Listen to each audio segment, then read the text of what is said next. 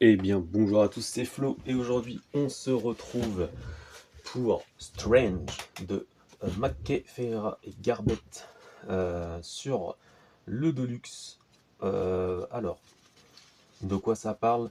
Ça va être un avis comics assez rapide, surtout une petite présentation du Deluxe, parce que je l'ai lu, j'ai bien apprécié, mais en parler alors que c'est on va dire la moitié, donc c'est le deuxième, on va dire entre guillemets récit de Mackay sur Doctor Strange. Et vu que je suis pas non plus le plus gros spécialiste de Doctor Strange, j'aime même beaucoup ce côté magique chez Marvel, mais c'est vrai que j'aurais peut-être pas autant de choses à dire que quelqu'un qui s'y connaît vraiment. Donc voilà. Alors comme je vous ai dit, c'est le deuxième récit de Mackay. Il y a eu la mort de Doctor Strange, du coup, qui était sorti en 100%, dans le format 100%. Alors moi, vu que j'achète plus de 100%, j'avais zappé. Je suis parti directement là-dessus. Ça m'a pas non plus perdu, on va dire, dans le récit, dans la compréhension de la lecture. Parce que on a, on va dire, entre guillemets, si j'ai bien compris, hein, le passage de Cléa en sorcier suprême dans ce Deluxe. Donc, entièrement. Voilà. Donc, alors, comme je vous ai dit, donc on a Jen McKay au scénario.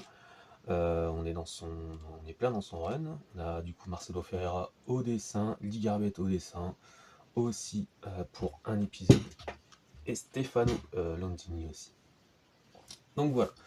Alors, ça raconte quoi? Du coup, ça raconte l'histoire de Cléa qui va porter la cape du coup du sorcier suprême et sa confrontation avec le personnage du faucheur, le faucheur qui a été pris par la mort, donc la mort qui est personnifiée, pour ramener des âmes égarées.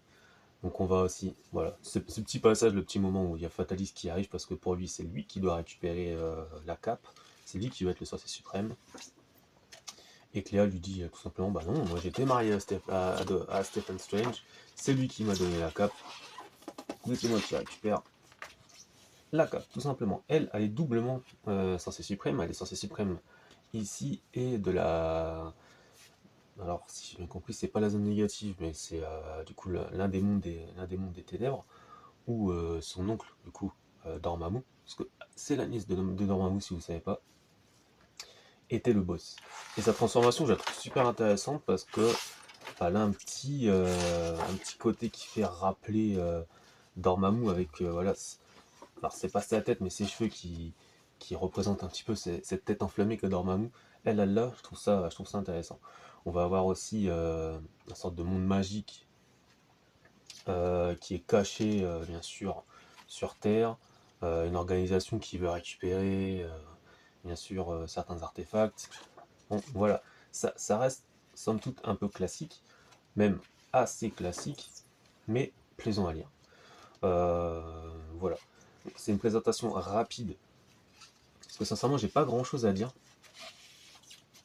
J'ai pas grand chose à dire, juste que j'ai apprécié. Côté dessin, ça fait le taf, bien sûr. Donc là, on voit sa confrontation avec le faucheur. Le faucheur, je vais essayer de pas vous spoiler qui est le faucheur.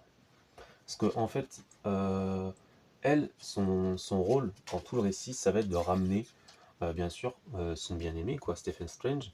Elle se dit, non mais les super-héros, ils sont tous morts au moins une fois, ils sont tous réapparus, donc il y a bien quelque chose qui va faire que je vais pouvoir récupérer mon mari et leur donner du coup la cape.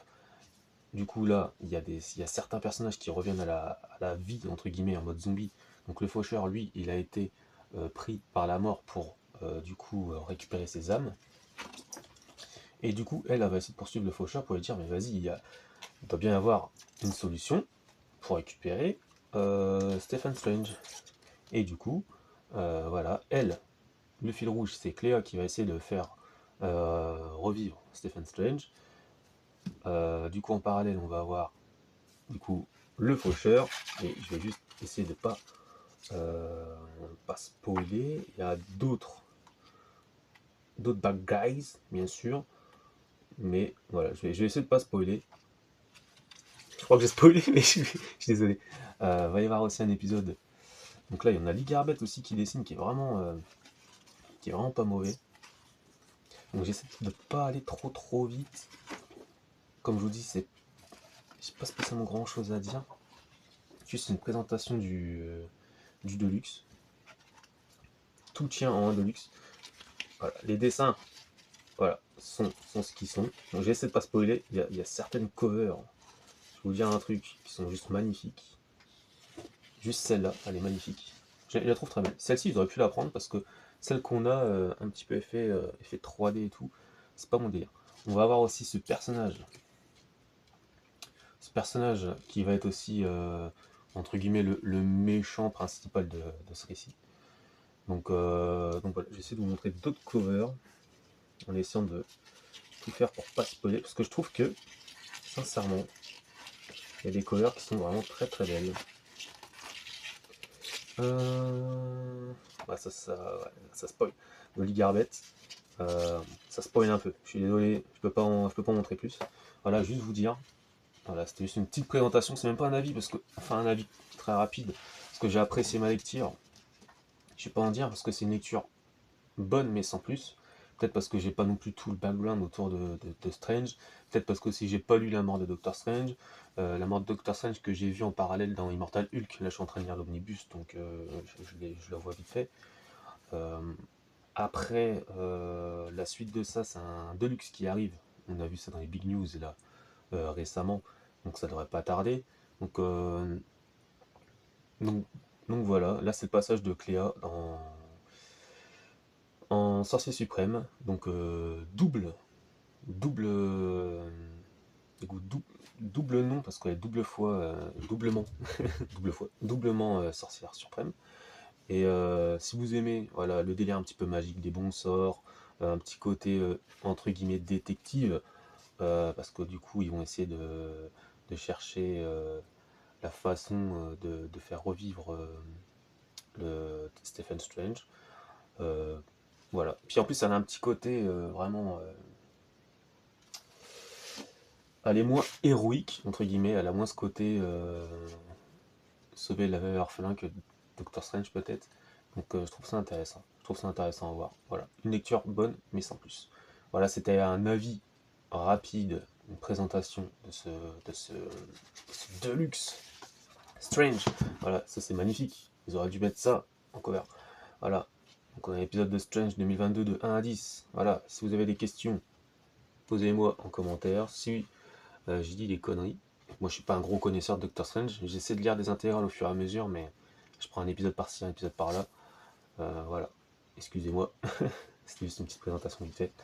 Donc voilà, si j'ai dit des conneries, dites-le moi en commentaire. Et moi je vous dis à la prochaine pour un prochain avis comics. Salut.